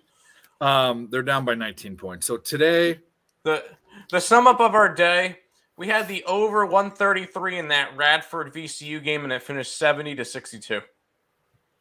Finished at 132. That's the summary of our day. I've had 2 incredibly bad months. Last month I lost 6 units. I haven't finished posting my bets. I know I won almost 4 units in October. I know I lost around 6 units. I haven't finished up calculating it. I need to plug it into the spreadsheet. But the past 2 days, if Maryland loses, the past 2 days I'm 2 with posted plays. I'm 2-8, 1-2, 1 in 4 days. So down over 8 units. So I need to make up a lot of headway, which means I probably will be posting 5 to 7 bets a day instead of 3. So we either can go really good or really bad because you have to make up ground. I can't. It's hard to make up 8 units betting 3 plays a day. You know what I mean? Mm-hmm. So I'm gonna go hard and heavy. I've had some really bad luck. I mean, not to bitch about stuff, but like that Army Navy under the Army under. I know, of course, I know we talked about it. The Army. Yeah, we already talked about that. Tim. The Army under the game the week before, where instead of backing off when they were creaming a team, they rammed it down their throat and broke the over in the last minute of the game. You know, or hockey games being an over 6.5, having 6 points in the second period and scoring nothing in the third period. Oh man, it's been one of those months. But back to the bowl game we were talking about. Which one was that one? Eastern Michigan and San Jose State. Yeah, San Jose. I have zero absolute. I indexed it. I have San Jose as 3-point favorites. I don't give a shit about either of these teams. I watched 0 and bet on 0. Oh no, I bet an under in an Eastern Michigan game. I don't think I looked at San Jose one time in any of my indexing or anything. So I have zero opinion about this game. You can take it away. All right, there's no under this game. There's nothing for transfers or anything along those lines. That at least this website's not telling me anything about anything like that. So nothing we need to worry about as for that aspect. So that means I'm going to go and index this game, and I'm going to see what I get. Yep. Let's look at the total. I'll look at the line movement for the total. Yeah, look at the total real quick. I'm going to get this side real quick. It's opened at 53.5. It's up to 54, 54.5. The thing is that my index and the line, there's no line movement. Is there line movement for the spread? Let's look at that. Let's look at that. What's the line? It's 3.5. 3.5. I'm looking towards the dog with Eastern Michigan, even though MAC teams, you're just supposed to fade them in bowl games, though. Yeah. San Jose, where the hell are we? Okay, here we go. Yeah, the line's moved 1 point up. Actually, it's gone all the way to 5. No, it's 4.5, 3.5, 4.5. So there's been hardly any line movement either way on the total or the spread. I have it indexed right at where it's at, and I have no care in looking into this any further. So, I mean, I have zero opinion. This is the definition of a fade team, and it's the fucking who gives a shit bowl. Yeah. Looking at this one here a little bit, I'm interested in Eastern Michigan. I know you're supposed to fade the MAC, but hear me out on this one. When we look at San Jose State here, they haven't covered in 6 straight games. They were 16-point favorites versus Hawaii. They win by 13. They were 1.5-point dogs versus Utah State. They lose by 4. They were 1.5-point favorites to San Diego State, lose by 16. They were 23.5-point favorites against Colorado State, and they only scored 28 points. They don't cover. They were 24.5 points favorites versus Nevada, and they only win by 7. They were 7.5-point favorites against Fresno State, and they lose outright. This is not a very good San Jose State. Raptors coming back. There you go. And when we look at Eastern Michigan, they've covered in 4 of their last 5 games. The one game they didn't cover, they were 6-point favorites against Akron, and they pushed. I don't really have a feel on the total in this game. It's a 54. I would have to look a little bit more into it, but Eastern Michigan is not a MAC over team. They were 6-6 over under this year, and the San Jose State was 4-6-1. So it'd probably a lean toward the under, but I'm more interested in Eastern Michigan here, with the Eagles grabbing 3.5 points here in this spot, because I see this more as a pick 'em, and I'm getting up and over a field goal. So I'm going to go ahead. I'm going to grab Eastern Michigan at plus 3.5. You have fun with that. I will. I'm going to hop in the boat with Dave and say I don't want to bet this game. Yeah, this is absolute trash. This isn't even poopy. It's trash. It's like the poop we like to I'm not gonna even go there. This is poop that we flush down the toilet and we don't look at. We don't take pictures of it and send it to our friends. That's the kind of poop we're interested in. We're not interested in this shit. We're just right down the toilet. Now, if we sent this poop to each other, we'd go, ew, that is gross. Yeah. Does it make you want to bet it though? No, not that type of gross. Just like I just say, ooh, this is boring poop. That's fair. This is like a poop emoji. This isn't, about that. On to the next game, which is another gem. The roofclaim.com Boca Raton Bowl. Boca Raton. I know. I think I've heard that's a nice place. I love that name. Yeah. The roofclaim.com. All right. Liberty Biberty, 8-4 versus Toledo, 8-5. Toledo's 5-point favorite. The total is 54.5. The only thing, there's two things. One is this opened at 1.5, so it's gone up 3.5 points. And Liberty's coach Hugh Freeze got a job at Auburn. He got a job at a big school. Good for him. That's it. Besides that, I capped this at 5.5 points. It's at 5. I looked at the total. I couldn't get on either side. So I'm off this game, unless you guys put me on something, but I think I'm off it. Remember the last time we saw Liberty play?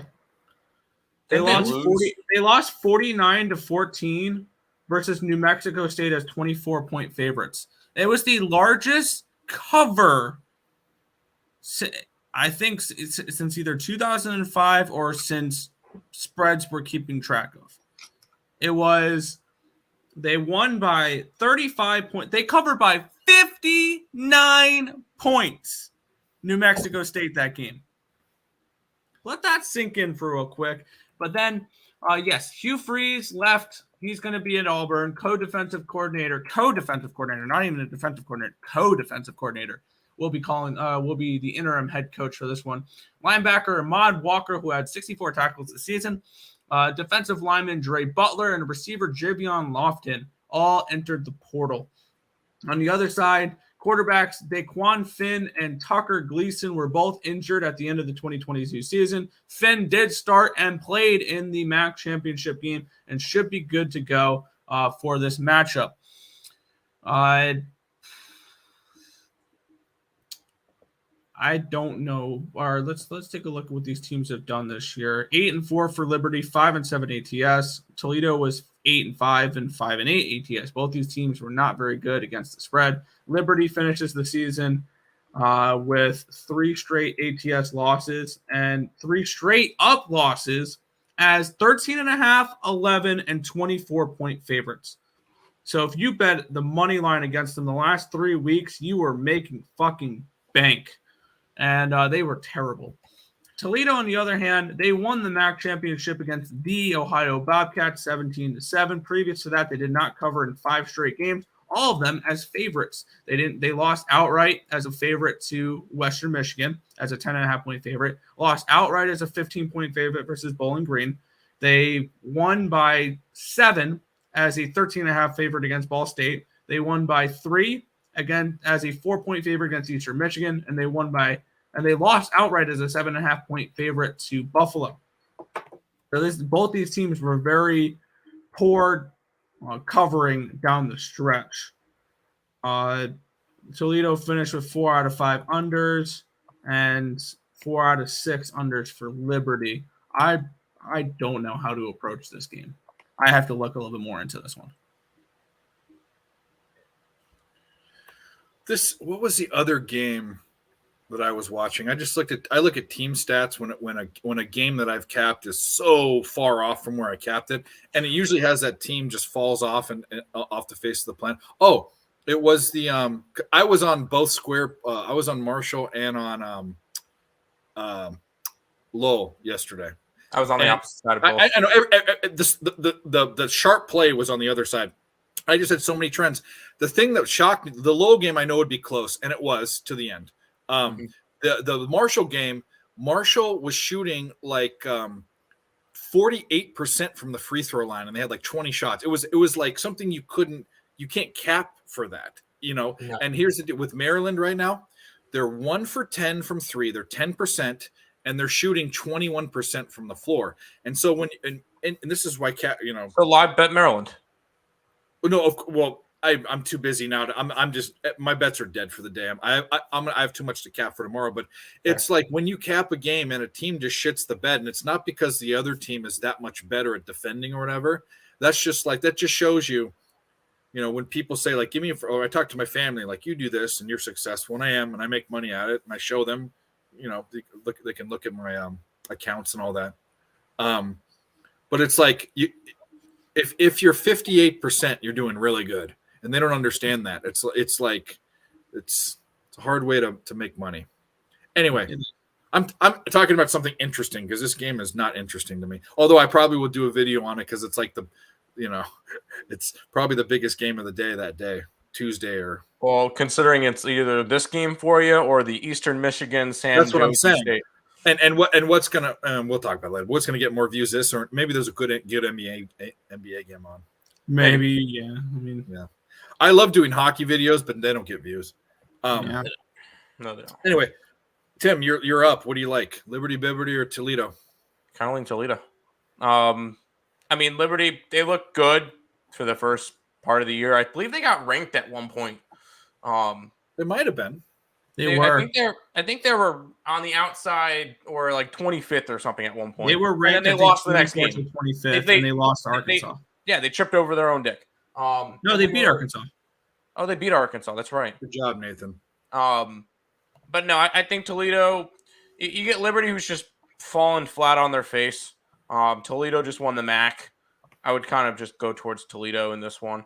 I think it's a okay spot for Was them. it Akron or Toledo that Jimmy G came from? One of the two. Look it up. I don't think he came from either. Jimmy G, who I thought he was an underrated quarterback at Eastern Illinois. Yeah, I was about to say. Who It was a MAC, so. Who was from Toledo? There was a guy from Toledo. Famous Toledo QBs. Bruce. Oh, that's who it was. Bruce Gradkowski, who was like on the Bucks and like he was the most famous MAC quarterback though was out of Miami of Ohio. Yeah, of course. Yeah, my doppelganger. Yeah, Roethlisberger. They had a really good MAC connection between him and the former Chippewa Antonio Brown. So right out of college, my first like real job I worked with a guy that was an engineer, and he was my age, and he went to Miami of Ohio. And Ben was 2 years. He graduated 04, I think, or 03, either one. And they were he was in a bar. I have a lot of funny stories about athletes and bars. I have a lot of funny stories about him, but this one is his. And he's one of those guys. Like I have a friend that goes up to I have one friend, yeah, that goes up to people in bars, and he thinks he's important enough to like approach celebrities and start talking with them. Where I'm like, this guy doesn't give a shit about you. He did that to who's the Owen Wilson? Anyway, I'll talk about that later. This guy was that way, and he went up to Ben. Granted, he wasn't a celebrity, but he was in fucking Ohio and Miami and Ohio. And he taps him on the shoulder and he says, "Hey Ben, like congratulations on the win." And he said that Ben gave him a look that like granted he could have smashed him because Ben's huge, but he gave him a look like that was like laser beams through his skull. It's like, why? How dare you approach me? And like that kind of rubs me the wrong way. But I think my friend deserved it because 100%. If you're like you want to like live how many people do that to you when you're like eating dinner and shit? Yeah. My friend went up to Mark Cuban and sat in his booth in Manhattan Beach and started talking to him. That's how, that's balls. Yeah, that is balls. This was like pre Shark Tank and all that, Anyway, okay, that's fair. All right, who gives a shit? Who gives a shit bowl in Boca Raton? We're on to the next one. Probably Last one, Toledo. Yeah, I might get on Toledo. The R&L Carriers New Orleans Bowl. I'm assuming that's a logistical company or something. Carriers, I want to say it's the same sponsor that was for Syracuse's dome, the Carrier Dome. Could be. Oh no, Carrier is an air conditioning company too, I think. Huh. We're learning about these sponsors. Yeah, well, I mean, their sponsorships are working. Yeah. Wasabi. Western Kentucky, the Hilltoppers, 8-5. Southern Alabama, 10-2. I didn't realize how good. They're a good Sun Belt team. Yeah, they're a good football team from a basketball conference. Line is Southern Alabama -4.5. Total's 56. The only thing I wrote down here is the total opened at 61, and I don't care. I literally wrote that. And I don't care. At least you're honest. Yeah. The reason why, I mean, I bet these teams. I think I had one bet each. I have to go back. I mean, I make 2,000 bets a year, but I indexed this at 3.5 points for South Alabama. I didn't even look at their injury report. I don't think it would matter to me if you guys have a nugget on this or not. I mean, I guess I would lean to the under, even though, I mean, it's gone down. It's gone down for a reason. Usually that's how I work with, if I ever bet NFL preseason, which I don't, I do the same. I can't remember which one of you does this, but you look at the trends. Or maybe you both do. Or not trends, the line movement. Yeah, I do. Yeah.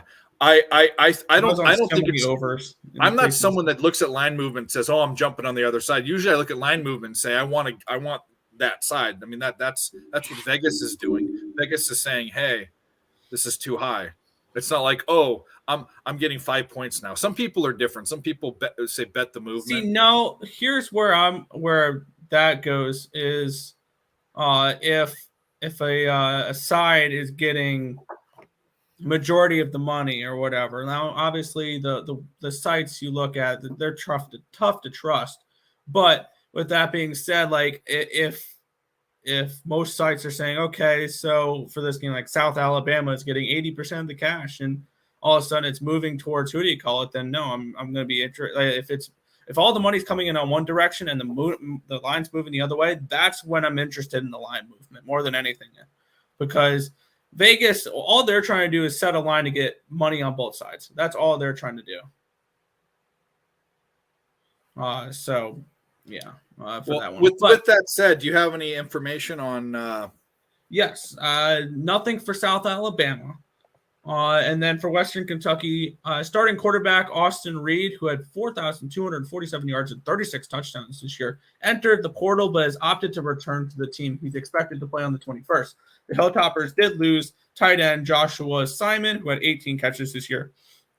He's neither here nor there. And two starting linemen, Rusty Stats and Gunnar Britton, the transfer.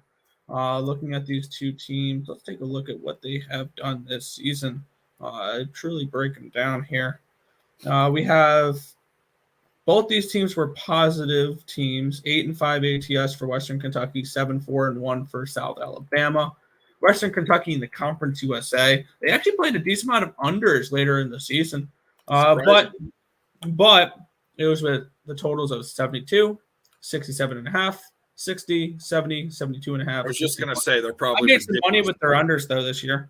It is a 56 in this game, though. And most of those totals that were going under, we're getting close to this 56 number. Then you have to look at the other side. Look at Alabama. South Alabama finished the season with 3 straight overs and a push. Their totals were in the mid-40s, though.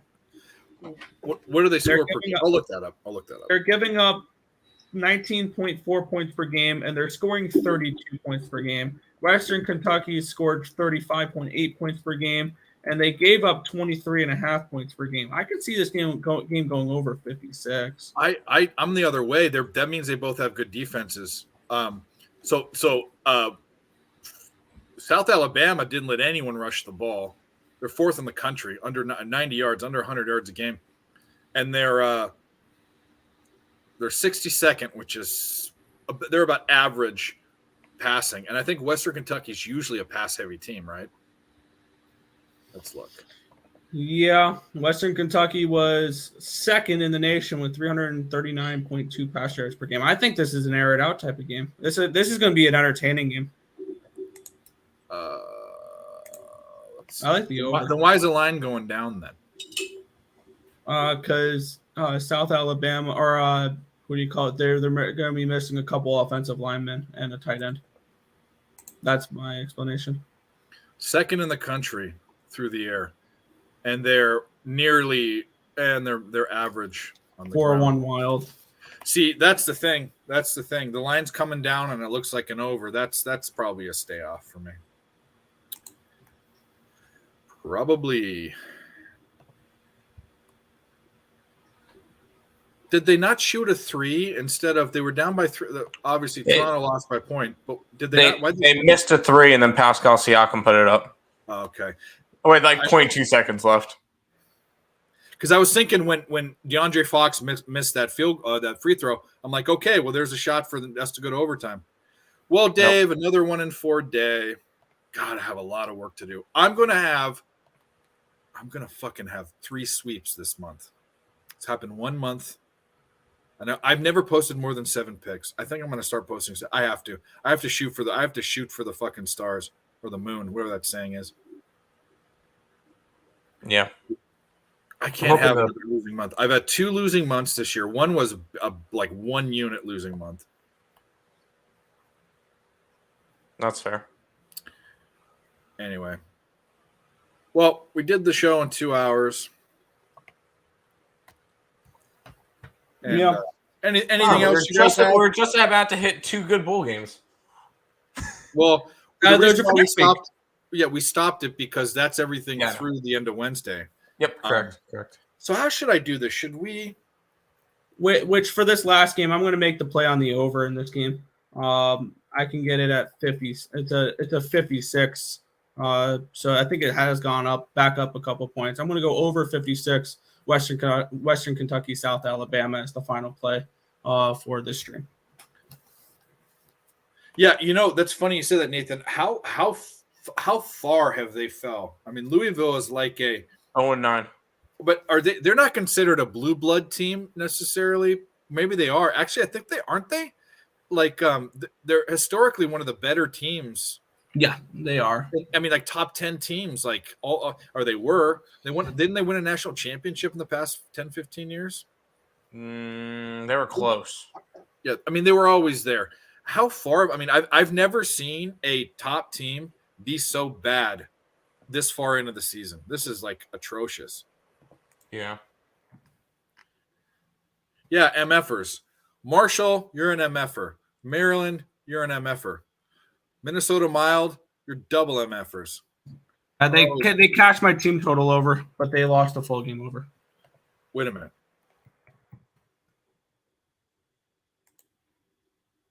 Yep. By the way, I'm close to. I still bet half a unit every game on them, like I said, because I want to go and show someone at the end of the season when they're not profitable that he lost me money. But they're close. They have to be close to being profitable. I can get you that number real quick. Now, granted, this won't include your whatever it was tonight. Now, when you bet half a unit, is it to win half a unit? Or tell me what. Usually, the sites go if you bet $10, this is how much you'd win. So yeah, this is $100 on them every game. Okay. You are now not including tonight's numbers. This doesn't include tonight because it hasn't updated yet. 15 and 13 down 2.43 units. So I'm down. Profitable. Yeah, the most profitable teams are the Bruins, the Devils, the Canadiens, the Kraken, and the Jets. Yeah, I'm down a little over a unit. Betting half a unit. Least profitable teams are the Anaheim Ducks. No surprise, and the Chicago Blackhawks. Yeah. And then following that is the Florida Panthers and the Calgary Flames. Well, the Panthers are more surprising than the Flames. because they were they're usually big favorites. Yeah. By the way, I'm right now in the process of retweeting the show link with my plays attached to it that I bet. Well, so that's what I want to talk about. Should we? I don't want to keep a record. I want to repost. I want to repost this, and I'm going to repost it on Twitter because this is something people can go back through because it doesn't have timestamps, but it has labels in the bottom so people can look at each game. And I might even I'm not going to repost it on YouTube. I hate that YouTube doesn't post lives in your normal deal, you know. I hate that. But give me the cap what is Nathan saying? Give me the Caps, Hurricane, Lightning tomorrow. I haven't capped anything for tomorrow. I am on the Hurricanes -1. That is a play I've already bet. Let's see. I did get to the Canes. The Lightning, I'm not touching them as -320 chalk. I'm good on that. No, thank you there. And the Capitals, they're interesting. The Capitals are going to go on a run. I'm telling you right now, Capitals are going to go on a run. I'm not on them tomorrow, but they're going to go on a run. Have you indexed the football game tomorrow? NFL? Yeah. I'm on the 49ers. What do you? Well, I'm already probably going to be on them anyways. I haven't indexed yet. Niners will be one of our circus. I have met a 6. See, this is what I got to do. And what did I go this week? The Seahawks are fool's gold. I went 3-2. I also did bet the 49ers to win the Super Bowl today. I have to jump up. That means if I want to go with the Niners, I got to index every freaking game, and I have other games to do tomorrow. Man, I'm so far behind. Anyway, all right, let's end this. Everyone, thanks for watching. We are going to. I hope this is something people go back and watch. Usually the live shows, I didn't intend for that to happen. And yes, the Raptors did shit the bed. That was my best play of the day. Had a chance to go to overtime. Hopefully the Pacers hold on. Yeah. But hopefully you guys watch it and go back. There's some good insights into the game. We're going to be doing this for every bowl game on Wednesdays. Hopefully we can drum up some more attention. But go ahead, Nick or Tim, you can take it away. You guys plug the same shit, but plug Royal Sports Bets. Yeah. Trying to reach 3,000 subscribers by the end of the year. So if you guys aren't subscribed there, also trying to reach 1,000 followers on TikTok by the end of the year. We're, I think, 45 away from that. So, and once we get 1,000 followers over there, we can go live on TikTok. So that could be kind of cool. But that's just the two big things we're going after right now. So if you guys are interested in that, check that out. And we're going to overtime in Chicago. The Blackhawks? No, the Bulls. My 3.5 is alive. Now don't fuck it up. All right. Well, if you're on either of our channels watching, go follow the other one. Watch us next Wednesday. Thanks for watching. Hit the like, hit the subscribe, follow us on Twitter. All the links are down below. Do all that fancy shit. And we'll see you tomorrow. Thanks for watching. Best of luck on your bets. Until next time.